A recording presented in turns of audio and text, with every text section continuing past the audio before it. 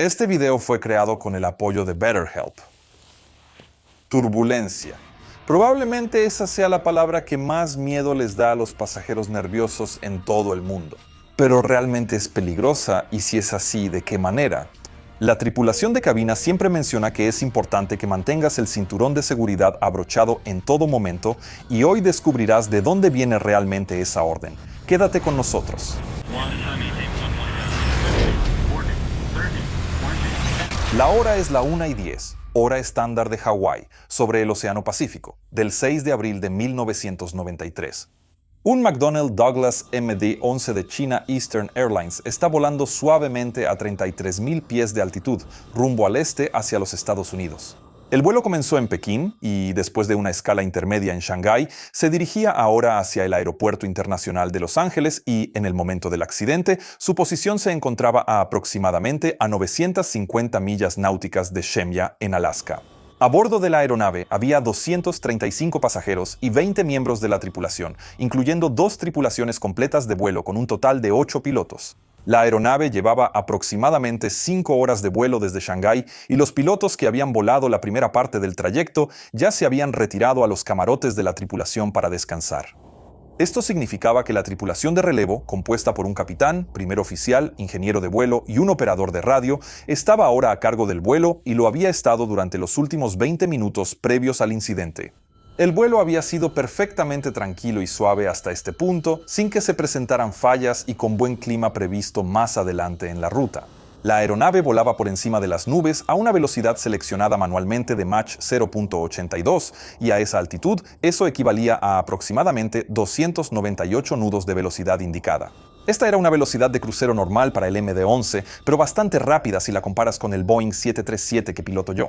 Normalmente nunca excedemos Mach 0.81 bajo ninguna circunstancia, pero el MD-11 era un avión realmente rápido, en parte por el alto ángulo de flecha de sus alas, lo que permitía alcanzar números Mach más altos. El capitán tenía 42 años y contaba con una experiencia total de 8.535 horas, de las cuales 1.341 las había volado en el relativamente nuevo MD-11. En este vuelo, él estaba entrenando al primer oficial para convertirse en piloto al mando, y por eso estaba sentado en el asiento derecho, mientras que el primer oficial estaba sentado en el izquierdo. El primer oficial tenía 43 años y era muy experimentado, con 9.714 horas de tiempo total, pero solo 199 de esas habían sido voladas en el MD-11. Había recibido su habilitación inicial de tipo en el MD hace aproximadamente 5 meses, en diciembre de 1992. El ingeniero de vuelo tenía 41 años y tenía una experiencia similar a la del primer oficial, y realmente no sabemos la experiencia del operador de radio. El MD-11 que estaban volando era un hermoso avión de 3 motores construido como sucesor del popular DC-10. Había recibido su certificación de la FAA en 1990 e incorporaba bastantes cambios respecto al diseño de su predecesor. En la cabina, utilizaba 6 pantallas de tubo de rayos catódicos en lugar de los antiguos instrumentos analógicos, por lo que tenía un sistema completo de instrumentos de vuelo electrónicos o EFIs, eliminando efectivamente la necesidad del ingeniero de vuelo. Pero este seguía siendo un sistema relativamente nuevo para China Eastern, lo que probablemente explica por qué todavía operaban con una tripulación de la cabina de mando de 4 pilotos. Otro cambio en el MD-11 fue que tenía un estabilizador horizontal un poco más pequeño que el del DC-10 y fue diseñado de esta manera para ayudar a reducir la resistencia y mejorar la economía de combustible. Esta reducción de tamaño se logró en parte al disminuir la cantidad de sustentación que el estabilizador horizontal necesitaba producir durante el crucero, moviendo el centro de gravedad de toda la aeronave hacia atrás con la ayuda de tanques de combustible situados dentro del estabilizador horizontal. Bien, sé que esto puede sonar un poco confuso, pero es un factor realmente importante en este accidente. Así que para explicarlo, veamos algo de teoría sobre el peso y balance de la aeronave, así como algo de aerodinámica. Una aeronave se mantiene estabilizada y controlable en vuelo al equilibrar varias fuerzas diferentes. Si te concentras en la estabilidad de cabeceo, puedes imaginar la aeronave como un gran sub y baja. El punto alrededor del cual la aeronave realiza el movimiento de cabeceo se llama centro de gravedad, que es el punto donde puedes imaginar que toda la masa de la aeronave está concentrada. Si imaginas que intentas equilibrar la aeronave usando un solo dedo enorme, ese sería el punto que tendrías que usar. Pero claro, si no tuviéramos algún tipo de estabilidad añadida al diseño, entonces un pasajero moviéndose dentro de la aeronave cambiaría el centro de gravedad y la aeronave empezaría a cabecear hacia arriba o hacia abajo. Obviamente, eso no es lo que queremos. Queremos que la aeronave sea estable y controlable incluso si el centro de gravedad se mueve un poco. Y aquí es donde entra en juego el estabilizador horizontal. El estabilizador horizontal está construido exactamente como un ala pequeña, pero su sustentación está dirigida hacia abajo en lugar de hacia arriba. Por esto, está trabajando en dirección opuesta a la gran sustentación creada por las alas. Así que si ahora regresas a esa imagen de la aeronave actuando como un sube y baja, empieza a imaginar la sustentación de la aeronave actuando justo detrás del centro de gravedad con una fuerza hacia arriba. Si no hubiera nada que lo contrarrestara, esta fuerza haría que la aeronave cabeceara hacia adelante, ¿verdad? Exactamente. Y por eso el estabilizador horizontal está generando una fuerza opuesta, pero mucho más lejos del centro de gravedad, lo que significa que tiene un brazo de momento más largo para contrarrestar ese cabeceo y mantener la aeronave nivelada. Así es como una aeronave se mantiene estabilizada en cabeceo durante toda la envolvente de vuelo, y usamos el estabilizador móvil para aumentar o disminuir esa fuerza descendente dependiendo de cómo estén sentadas las personas en la cabina, o cómo se mueve el centro de gravedad durante el vuelo a medida que consumimos combustible, por ejemplo. Así que mover el estabilizador compensará cualquier tendencia de cabeceo que sintamos los pilotos mientras controlamos la aeronave, y por eso nos referimos a esto como trimar la aeronave. Entonces, ¿qué tiene que ver esto con el MD-11? Bueno, te contaré todo sobre eso justo después de esto. Muy pocas cosas son tan importantes hoy en día como la conciencia y el apoyo a tu propia salud mental. Ya seas un pasajero nervioso que está lidiando un poco con la ansiedad o un profesional que solo quiere a alguien con quien hablar sobre tu función, definitivamente deberías echarle un vistazo al patrocinador de hoy, BetterHelp, el servicio de terapia en línea más grande del mundo. Con BetterHelp puedes conectarte con más de 30,000 terapeutas licenciados y experimentados que están especializados en apoyar a personas como tú y como yo. Pueden ayudarte, por ejemplo, con el miedo a volar, pero también con cosas como la procrastinación en el trabajo o simplemente encontrar maneras de mejorar tu bienestar emocional en general. La mayoría de las personas pasan horas en el gimnasio o en la caminadora cada semana, así que, ¿por qué no darle a tu mente el mismo tipo de atención? Los servicios de BetterHelp son completamente en línea, lo que te permite acceder a ellos desde la comodidad de tu casa y en el horario que más te convenga. Realmente es terapia a tu manera.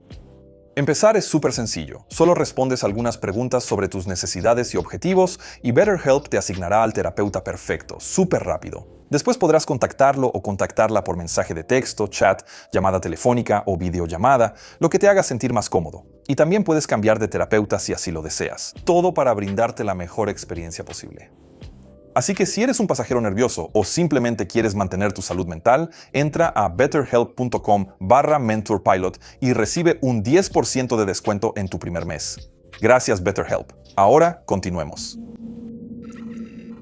El problema con una fuerza dirigida hacia abajo desde el estabilizador es que, mientras más grande sea esa fuerza, más sustentación hacia arriba tendrán que generar las alas para compensarla, y esto crea resistencia, lo que significa un mayor consumo de combustible. Pero los ingenieros de McDonnell Douglas se dieron cuenta de que si podían mover el centro de gravedad más hacia atrás durante el crucero bombeando combustible a los tanques en el estabilizador horizontal, entonces necesitarían menos fuerza hacia abajo del estabilizador. Y por lo tanto podrían ahorrar combustible directamente y también hacer toda la cola un poco más pequeña, reduciendo aún más la resistencia. Ahora, podrías decir, eso suena increíble, ¿por qué no todos hacen eso? Bueno, también viene con un par de pequeñas desventajas. Básicamente, una aeronave es una combinación perfecta de concesiones en cada aspecto, y esta no es la excepción. Si mueves el centro de gravedad más cerca del centro de sustentación, la cantidad de fuerza descendente necesaria del estabilizador será menor, pero también lo será la estabilidad de cabeceo general de la aeronave. La estabilidad es la tendencia natural de la aeronave a regresar a un estado neutral después de una perturbación. Y se divide en estabilidad dinámica, que tiene que ver con la fuerza sobre la palanca de mando del piloto, la cual debería aumentar si la aeronave se aleja de la velocidad de trim, y estabilidad estática, que es de lo que estamos hablando aquí. El MD-11 fue construido para volar en crucero con casi nada de estabilidad estática, lo que significa que un movimiento repentino de los controles de vuelo por parte del piloto podría causar cambios muy bruscos en el cabeceo. De hecho, así es como se construyen la mayoría de los aviones de combate modernos hoy en día. Esto los hace extremadamente maniobrables, pero también muy difíciles de controlar manualmente sin algún tipo de sistema de asistencia o computadora de apoyo al control de vuelo. Los ingenieros de McDonnell Douglas sabían esto, así que también crearon un sistema de aumento de estabilidad longitudinal llamado LSAS para ayudar a simular esta estabilidad, actuando básicamente como un sistema de piloto automático de mantenimiento de altitud siempre activo. Bien, el LSAS podía ser anulado por los pilotos aplicando una fuerza manual al palanca de mando de alrededor de 2 libras o un poco menos de 1 kilo, pero se reactivaría inmediatamente si se soltaba la fuerza sobre el palanca de mando. Luego intentaría suavemente regresar la aeronave a vuelo nivelado, reduciendo a la mitad cada movimiento de cabeceo subsiguiente hasta que estuviera completamente nivelada. Bien, entiendo que esto puede estar mareándolos un poco, pero básicamente todo esto significa que el MD-11 era mucho menos estable en cabeceo que otras aeronaves comparables de la época, lo que hacía que para los pilotos fuera más difícil controlarlo en caso de que tuvieran que pilotarlo manualmente mientras estaban en crucero. Bien, el siguiente sistema del que necesito hablar es el sistema de flaps y slats. Para que una aeronave pueda volar bien tanto en el régimen de alta velocidad como en el de baja velocidad, básicamente necesitamos poder cambiar tanto la forma como la superficie de las alas. En vuelos de alta velocidad, las alas deben estar lo más limpias y sin curvatura posible. Pero a medida que reducimos la velocidad, tanto durante el despegue como el aterrizaje, necesitamos aumentar la superficie y curvarla para generar la mayor sustentación posible con la poca velocidad que tenemos en esos segmentos. Hacemos esto con la ayuda de dispositivos de alta sustentación, que son los flaps que se extienden en la parte trasera de las alas, y los slats, que son dispositivos que se extienden desde los bordes de ataque de las alas. Aquí nos enfocaremos en los slats.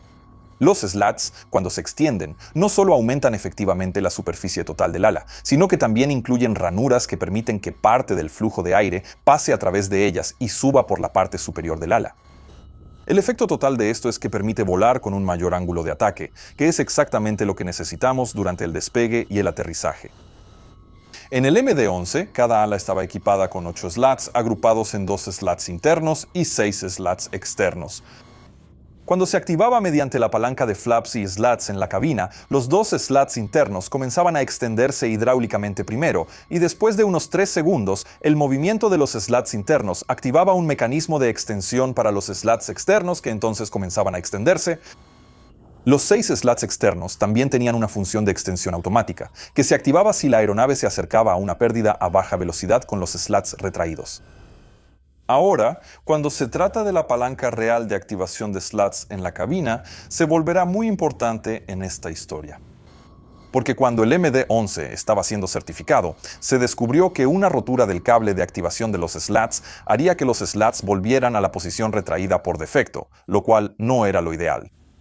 La FAA quería que el sistema, en caso de que el cable se rompiera, pusiera los slats en extensión por defecto, y para lograr esto se introdujo una combinación de tensión del cable y fuerzas de resorte en el sistema. El problema con eso era que la palanca de flaps y slats ahora estaba bajo tensión constante, así que si por alguna razón la palanca salía de su muesca de retraído, rápidamente se movería sola a la extensión de los slats. Y esto nos lleva de regreso a esa madrugada sobre el Océano Pacífico. Mientras la aeronave seguía cruzando el cielo, los 14 sobrecargos en la parte trasera acababan de terminar el servicio de comida y ahora estaban atenuando las luces para la película a bordo. El vuelo había sido tranquilo hasta ese momento, así que la señal de abrocharse el cinturón no estaba encendida y algunos pasajeros se movían para estirar las piernas o usar los aseos. En la cabina, varios pequeños fallos habían comenzado a ocurrir en la computadora de gestión de vuelo número 2, lo que llevó al capitán, que estaba sentado en la silla del primer oficial, a entrar en su CDU y volver a ingresar algunos datos que se habían perdido.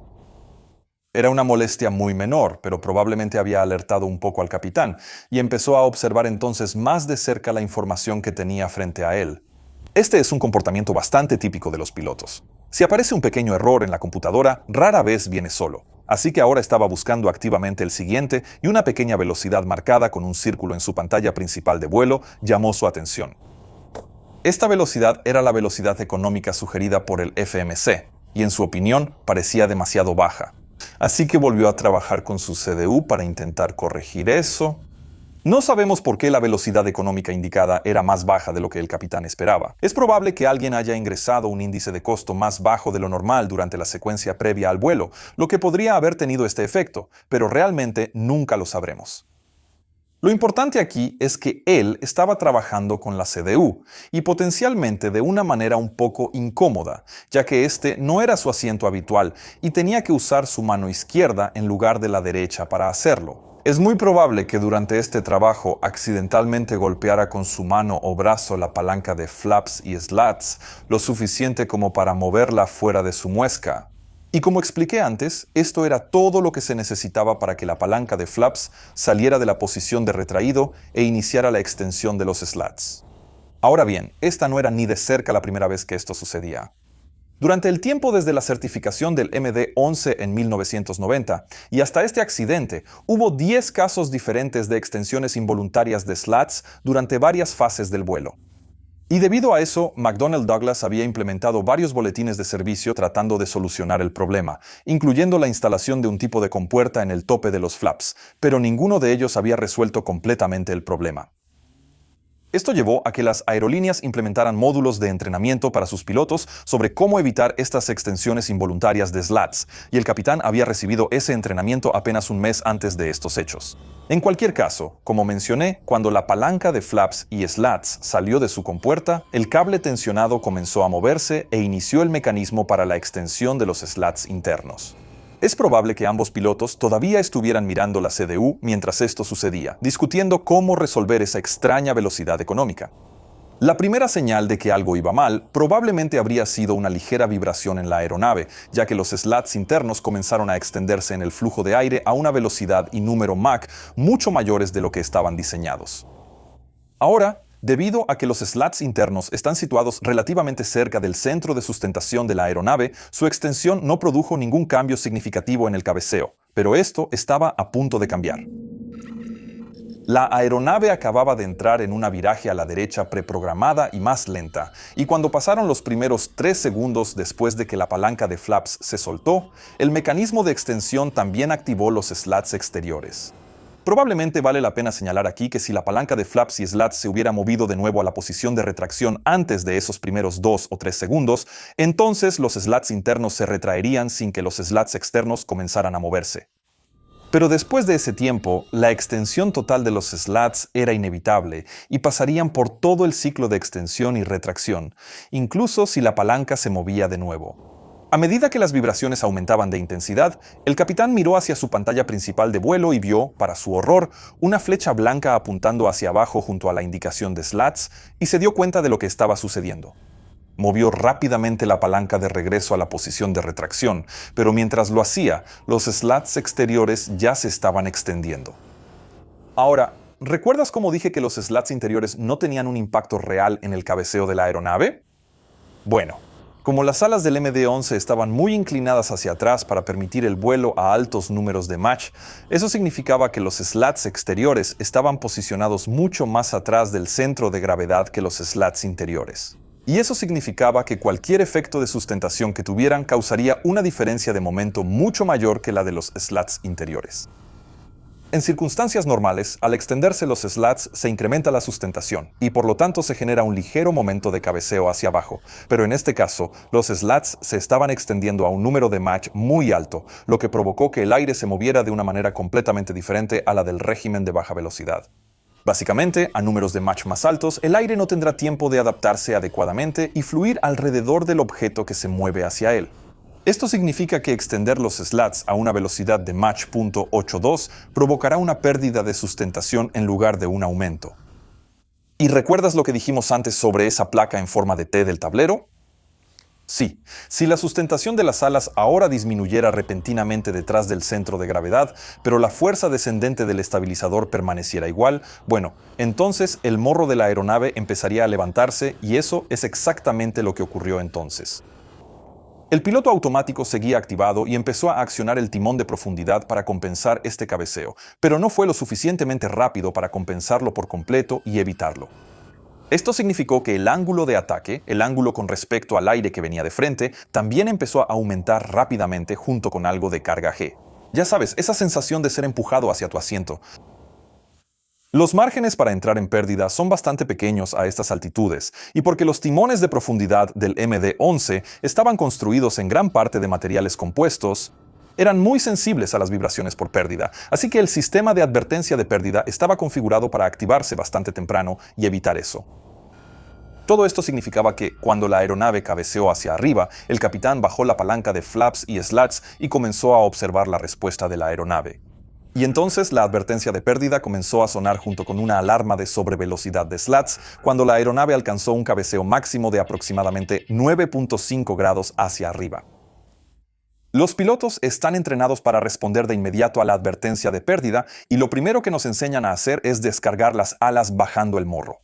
Y eso es exactamente lo que hizo el capitán. Empezó a empujar la columna de control hacia adelante y al hacerlo, también desconectó tanto el piloto automático como el sistema de aumento de estabilidad. Al hacer esto, la entrada al timón de profundidad pasó de ser una modesta entrada de cabeceo hacia abajo del piloto automático a una mucho más significativa inducida por el piloto. Esto empezó a revertir el cabeceo hacia arriba y bastante rápido lo convirtió en una tendencia de cabeceo hacia abajo. Bien, cualquiera que haya estado en una montaña rusa sabe lo que sucede cuando pasa de subir en un valle y se dirige hacia la siguiente cima. Pasarás de ser empujado hacia tu asiento a sentir que te van a sacar de él, y lo que sientes ahí es el impacto de las fuerzas G positivas y negativas. Ahora, me atrevería a decir que la mayoría de las personas que han probado una montaña rusa estarían bastante contentas de tener su cinturón de seguridad, y hay una muy buena razón para eso. En la parte trasera de la cabina, este primer movimiento hacia arriba habría causado una carga positiva de aproximadamente 1.5 G, lo que significa un aumento del 50% en el peso percibido. Eso no habría sido tan malo, probablemente solo se habría sentido un poco extraño, pero lo que vino después es lo que realmente empezó a causar este desastre. Porque, como el capitán estaba aplicando cabeceo hacia abajo, la carga positiva de G desapareció rápidamente y ahora empezó a moverse en dirección negativa. Lo que significa que los pasajeros primero empezaron a sentir ingravidez, pero luego, a medida que las fuerzas G se volvieron negativas, cualquiera que no estuviera usando su cinturón de seguridad fue lanzado repentinamente hacia el techo, junto con todo lo demás en la cabina que no estuviera asegurado. A medida que la aeronave comenzó a cabecear cada vez más hacia abajo, la advertencia de pérdida finalmente desapareció. Pero un pequeño detalle sobre el sistema de advertencia de pérdida en el MD-11 era que estaba programado para durar aproximadamente un segundo más de lo que realmente requería la condición de pérdida. La idea detrás de eso era lograr que los pilotos continuaran su recuperación un poco más de tiempo y así evitar una posible segunda pérdida. Pero por supuesto, en este caso también significaba que el esfuerzo de cabeceo hacia abajo se mantenía un poco más de lo necesario. La señal del cinturón de seguridad se activó en ese momento, muy probablemente por el primer oficial, pero a estas alturas ya era demasiado tarde. Como la aeronave ahora estaba cabeceando hacia abajo y la advertencia de pérdida había desaparecido, el capitán comenzó a invertir el mando de profundidad y a sacar la aeronave de su picada. Pero aplicó mucho más mando de profundidad del que realmente hacía falta, casi 7 grados de deflexión hacia arriba en el cabeceo. Esto significó que cuando la aeronave alcanzó su punto más bajo, alrededor de menos 6 grados, ahora comenzó a cabecear hacia arriba de nuevo, causando otra carga positiva de G. Eso habría hecho que todo en la cabina, que antes estaba pegado al techo, cayera de nuevo violentamente. El capitán probablemente sintió estas fuerzas G positivas y respondió empujando ligeramente hacia adelante para suavizar la situación. Pero recuerda, en este punto la aeronave probablemente tenía casi llenos los tanques de lastre en el estabilizador, lo que significa que tenía una estabilidad de cabeceo casi neutra, haciendo que el control de cabeceo fuera realmente difícil. Si en ese momento hubiera soltado los controles, el sistema de estabilidad ELSA probablemente habría intervenido y estabilizado el vuelo, pero en cambio, el capitán vio que la actitud de cabeceo que quería, que era de aproximadamente 2 grados hacia arriba, estaba muy cerca. Esto hizo que nuevamente jalara ligeramente hacia atrás el palanca de mando para intentar estabilizar el cabeceo, pero jaló solo un poco de más, lo que provocó otro cabeceo hacia arriba y otra advertencia de pérdida. Esto provocó que toda la situación se repitiera una vez más, pero esta vez con movimientos de control aún mayores y perturbaciones de cabeceo más grandes. El segundo cabeceo hacia abajo provocó una fuerza G negativa de menos 0.8 G, lanzando de nuevo a las personas, revistas, bolsas y carritos hacia el techo, antes de volver a arrojarlos al suelo cuando la aeronave comenzó a cabecear hacia arriba otra vez. Luego siguió un tercer ciclo, cada vez volviéndose un poco más violento debido al sobrecontrol. Y también al hecho de que los pilotos ahora intentaban mantener el control manual al mismo tiempo que estaban siendo sometidos a estas fuerzas G alternas, lo que lo hacía aún más difícil. Como la advertencia de pérdida seguía sonando durante ese segundo extra cada vez que se activaba, eso significaba que las correcciones seguían siendo más grandes, alcanzando un máximo de 24 grados de cabeceo hacia abajo durante el peor ciclo, lo que también causó una pérdida de altitud de alrededor de 5.000 pies. Durante ese ciclo, la carga máxima de G experimentada fue de aproximadamente más 2.06 G y la mínima de menos 1.24 G. Después de varias perturbaciones, las entradas de control finalmente comenzaron a disminuir, lo que llevó a ciclos cada vez más pequeños. Y finalmente, la aeronave se estabilizó a unos 28.000 pies después de haber acelerado a una velocidad de 364 nudos, cuando también se escuchó una advertencia de sobrevelocidad en la cabina. 94 segundos después de la extensión inadvertida de los slats, la aeronave parecía estar finalmente bajo control y los pilotos comenzaron a ascender nuevamente hacia los 33.000 pies y activaron el piloto automático otra vez. Desafortunadamente, no tenemos idea de qué tipo de conversaciones estaban ocurriendo entre los 4 pilotos mientras esto sucedía porque la grabadora de voz de cabina resultó ser defectuosa y no se guardó ninguna grabación utilizable. La grabadora de datos de vuelo también tenía varios problemas, lo que significó que solo se pudo recuperar información parcial. Ahora, algunos de ustedes podrían preguntarse cómo es posible que una tripulación de vuelo entrenada no haya podido manejar una perturbación como esta de una mejor manera. Bueno, resulta que la tripulación no estaba entrenada para enfrentar episodios de pérdida de control a gran altitud de este tipo, ni para manejar la aeronave con los tanques de combustible del estabilizador llenos. Bajo estas condiciones, el MD-11 habría requerido significativamente menos entrada de cabeceo de lo que los pilotos estaban acostumbrados, tanto en otros tipos de aeronaves como en el comportamiento del avión durante un vuelo a menor altitud. Además de eso, la pequeña entrada de cabeceo necesaria habría sido un contraste marcado con la forma en que se entrenaba la maniobra de aproximación a pérdida y recuperación en ese entonces. En la parte trasera de la cabina, todo era un completo caos. El valor real de las fuerzas G no había sido tan excesivamente alto, pero el hecho de que se movieran varias veces entre fuerzas G positivas y negativas fuertes provocó que varios de los pasajeros fueran lanzados hacia los compartimientos superiores, respaldos de los asientos, descansabrazos y contra otros pasajeros.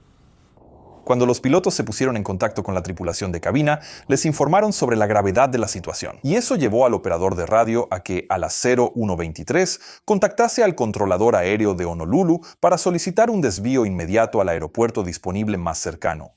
Aproximadamente 2 minutos después, volvió a llamar y aclaró que la emergencia tenía que ver con un pasajero enfermo.